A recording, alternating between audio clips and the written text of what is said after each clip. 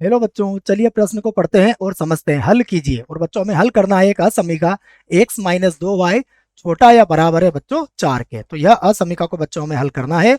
इसे हल करने से पहले बच्चों प्रश्न के लिए हम मुख्य अवधारणा देख लेते हैं बच्चों। तो प्रश्न के लिए हमारी मुख्य अवधारणा में बच्चों हम असमीकाओं को कैसे आलेखित किया जाता है इसके कुछ बिंदु लिखेंगे। ठीक है बच्चों। तो मुख्य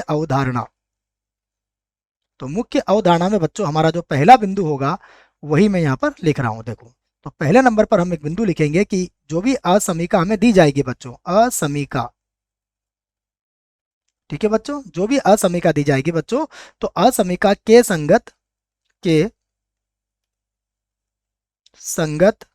समीकरण लिखिए बच्चों। असमीका के संगत समीकरण लिखिए। ठीक है बच्चों, हम कह सकते हैं समीकरण लिखिए।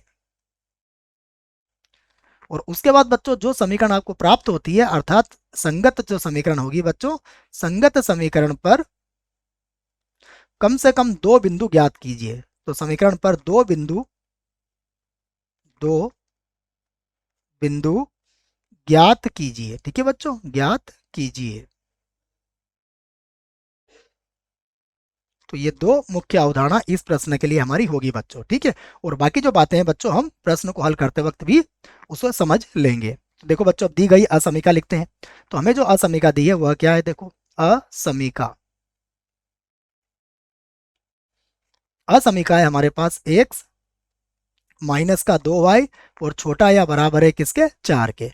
अब बच्चों हम क्या करेंगे? इसके संगत समीकरण लिखेंगे। असमीका के संगत समीकरण, तो समीकरण क्या बनेगी?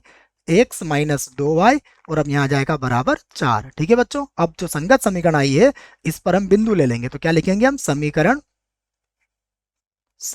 पर अब हो जाएंगे बच्चों बिंदु। ठीक है, तो समीकरण पर बिंदु। तो देखो पहला बिंदु क्या होगा समीकरण पर? यदि हम x का मान 0 रखेंगे बच्चों तो हमें y का मान मिलेगा -2।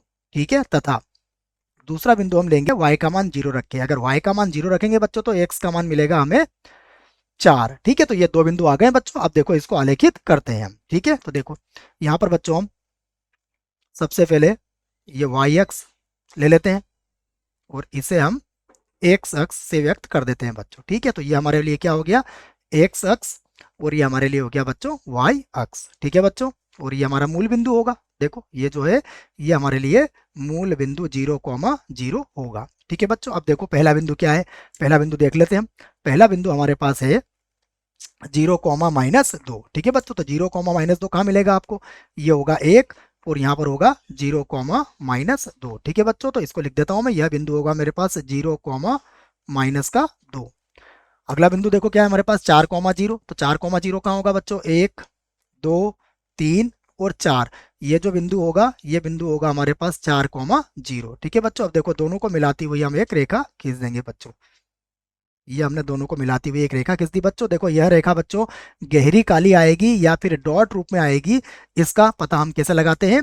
देखो यहाँ पर हमारे पास बराबर का चिन्ह है बच्चों। अगर बराबर का चिन्ह है तो फिर यहाँ पर गहरी काली रेखा ही खींची जाएगी। ठीक है बच्चों, तो रेखा हमने खींच दी है। अब देखना है कि यह रेखा मूल बिंदु को संतुष्ट करती है या नहीं करती है। ठीक है, तो मूल बिंदु पर हम लिखेंगे बच्चों मूल बिंदु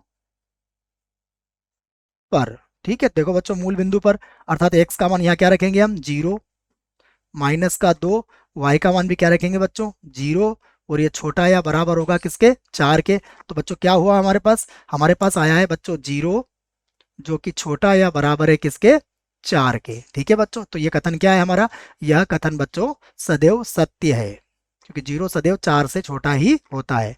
तो यदि यह सत्य कथन है अर्थात हमारा जो उत्तर होगा बच्चों वह मूल बिंदु की ओर होगा। ठीक है बच्चों, तो मूल बिंदु की ओर का जितना भी भाग होगा हम उसे बच्चों क्या करते हैं? छायांकित कर देते हैं। ठीक है बच्चों, तो देखो ये जो भाग होगा आपके सामने, ये भाग पूरा क्या होगा? मेरा उत्तर होगा बच्चों। ठीक है, जिसमें मूल बिंदु भी सम्मिलित हो जाएगा। ठीक है बच्चों, देखो इसमें मूल बिंदु में सम्मिलित कर रहा हूं, तो ये पूरा भाग मेरा क्या होगा बच्चों?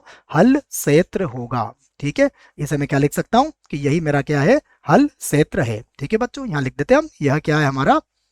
हल क्षेत्र।